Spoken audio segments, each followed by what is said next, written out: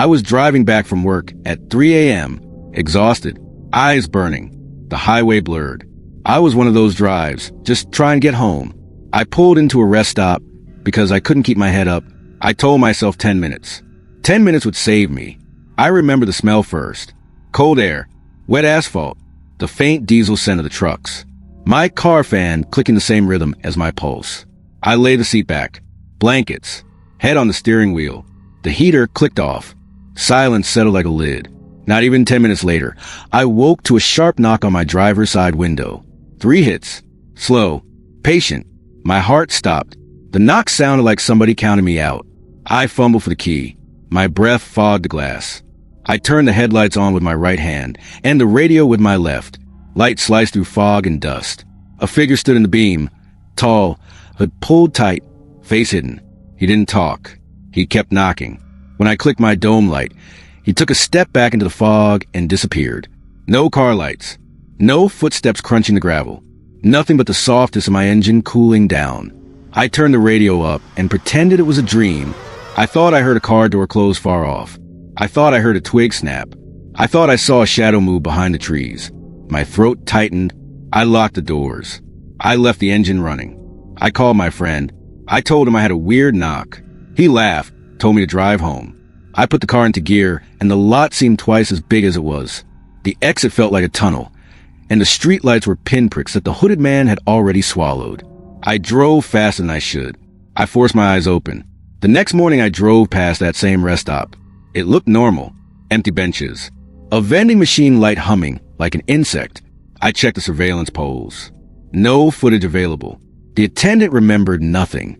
The cops had no reports. Weeks later, I found a smear of something dark on the outside of my window. It washed off with rain. It left a faint ring like a palm. I keep thinking about the rhythm of the knocks. What would you do if someone knocked on your window at 3 a.m.? Would you wake up? Or would you never open your eyes again? Stinger. And that's when I remembered the hooded man had knocked 3 times, and there are only 2 hands on a clock. Story 2, the mountain call. I was a registered tow truck operator for about 2 years. Good pay. Long nights.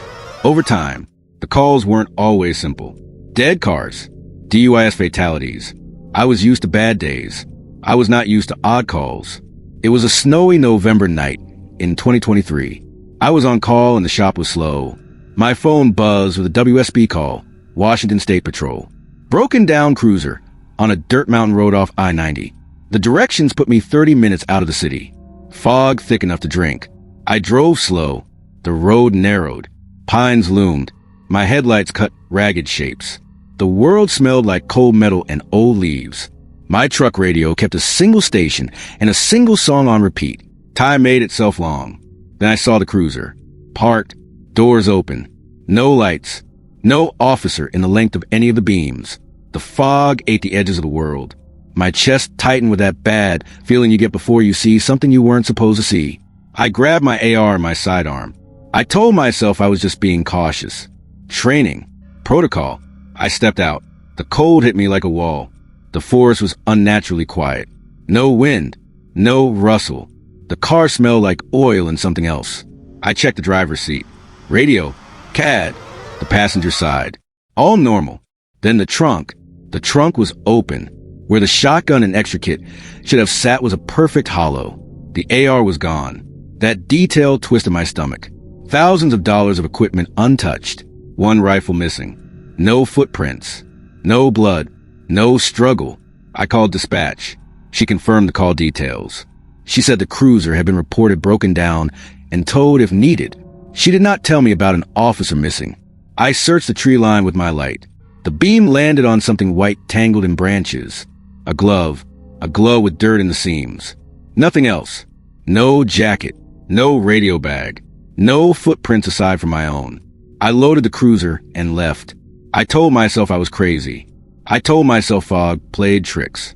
Back at the shop, my hand shook so hard the cups rattled. I asked my dispatcher later what happened. She told me the call never made it to patrol headquarters.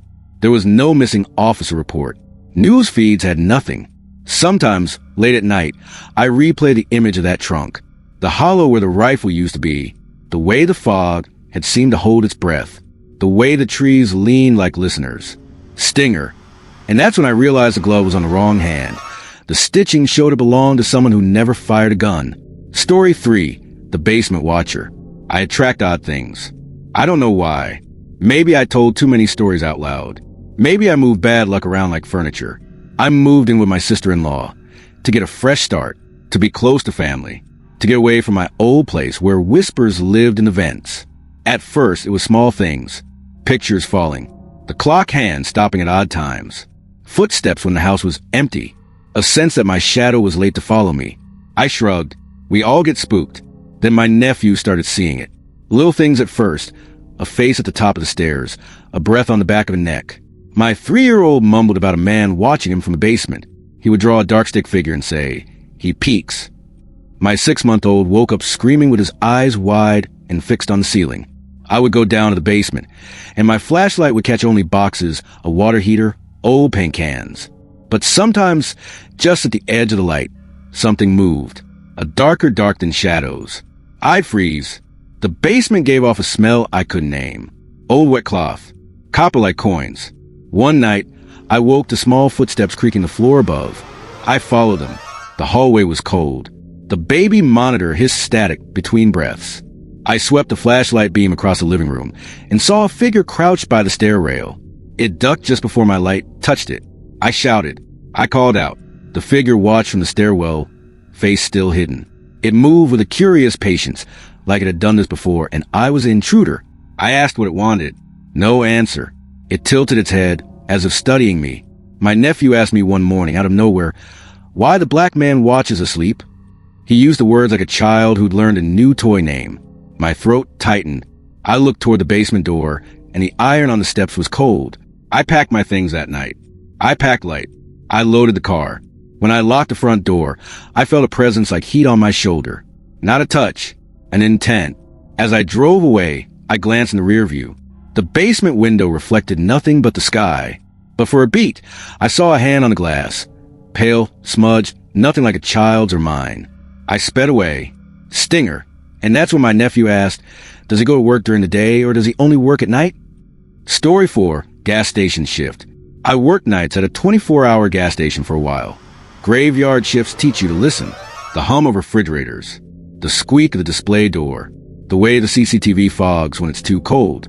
The night it happened, rain had been on and off all evening. I remember the steady drum of it on the canopy. The smell of gasoline and wet rubber. A man in a soak coat came to pump number 3.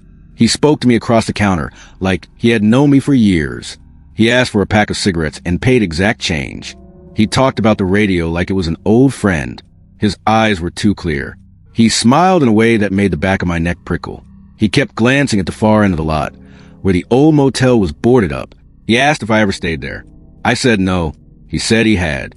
After he left, the rear cameras showed him walking toward the pump. The pump light flipped off. The man stood very still. For 2 minutes, the footage showed nothing but rain. Then a smear. The pump handle lay on the concrete. There were tire tracks leading away across the puddles, but no car leaving. No silhouette in the wet glass. The reflection of a man, but not the man. I played the footage over and over. The man had been there when I sold him smokes. He was there when the change jingled. He was gone when the camera watched him leave. I called the license plate. It returned no hits. We had the pump's motion sensors trigger a recording, but the sensors only recorded rain and the way the light bent. That week a local said he'd come from that motel. He sneered and told stories about people checking in and never checking out. He laughed like it was a joke. I noticed a new pattern on the shop glass. There are times when the reflection shows someone standing beside you and you swear you didn't hear the door open. What would you do if a man vanished between your hands and the camera? Who would you call? The cops? Management? Your own head? Stinger. And that's when I realized a pack of cigarettes still had the smoke from the man who never left. Story 5. The Office. I was the overnight janitor at a corporate office for a few months. Quiet job. Quiet pay. The kind of place that hums with fluorescent lights and the distant pulse of servers. The building smelled like printer toner and stale coffee. My shift allowed me to wander. Floors open like pages. I'd mop a hallway, empty bins, listen to the AC rattle. There were cameras in the lobby and in the stairwells. I liked to watch the monitors in the security room while I ate my sandwich. The screens put a distance between me and the building's secrets. One night, I took a nap in the supply closet because the shift was slow and my back hurt. I set the alarm and dozed, half awake to the faint blue glow of the monitors. I dreamed of being home. I dreamt of warm light. I woke with a start because the Sandman dream had a face, and it looked like the man from a motel. My sandwich fell to the floor. When I checked the monitors, my heart sank. On one camera, the angle from the stairwell showed the closet door ajar. Inside, I watched myself, asleep on the floor, head on my jacket. And then the impossible. Another figure, darker than the dim, leaned beside me. It touched my shoulder. My sleeping form twitched as if pulled by strings. I snapped awake. I was in the closet. No one else was there. The doorknob was cold in my hand. I replayed the footage. The figure was only visible on the monitor. The tape before and after showed nothing. The clip refused to save properly when I tried to export it. The file corrupted, and the last 2 seconds were a smear. I told management. They smiled and said old cameras glitch. I watched the stairwell recording for nights. Sometimes I'd see a shape in the corner of the frame, a movement that looked like it belonged to a person but did not obey human timing. It would arrive at the edges, study the building, then retreat like a tide. Weeks later, the company moved the security monitor to a new room. The new feed lacked the one camera that had angles over the closet. I asked why and was told the building was upgrading. Later, at home, I watched the last recording again. The figure was closer. It was reaching down as if to wake me gently. Stinger. And that's when my reflection in the monitor smiled back before I did. You heard 6 nights. 6 small bursts of cold. No vampires. No ghosts wearing capes. Just people and things that look like people. That's the part that gets under your skin. Rest stops where someone knocks. A cruiser with a rifle missing. A black shape watching children sleep. A man who disappears between the pump and the puddle. A figure that watches you on the monitor while you sleep. A school where names get blacked out. Maybe they are connected. Maybe they are not. Maybe it's an echo. Maybe it's pattern recognition. We are built to see faces and storms and intent in ordinary things. Or maybe the world has a way of showing you its teeth when you let your guard down. I tell these stories because they happened to me. Some were almost believable then. Some make my palms sweat when I close my eyes at night. I could explain them away with fog, with tired minds, with faulty cameras in cold basements and bored teenagers doing art projects. But explanations never quite match the feeling of being looked at when a room is empty. So I close with this, because it's true and because I mean it. Evil doesn't hide in shadows. It hides in people we see every day. It hides in the rhythm of knocks on a window, in the hollow of a trunk, in the shape behind a stairwell. It sits at the pump and pays an exact change. It watches you sleeping and waits to see if you wake. What would you do if this happened to you? Would you stay and fight? Would you leave? Would you wake your neighbor? Would you look back? If you like these, tell me which story got under your skin. Comment the one-liner that made you look around your room. Share it with a friend and tell them to listen with the lights off. And if you ever hear 3 knocks at night, don't open a window. Count the knocks like a clock. Remember which hand is creeping toward midnight. Evil doesn't hide in shadows. It hides in people we see every day.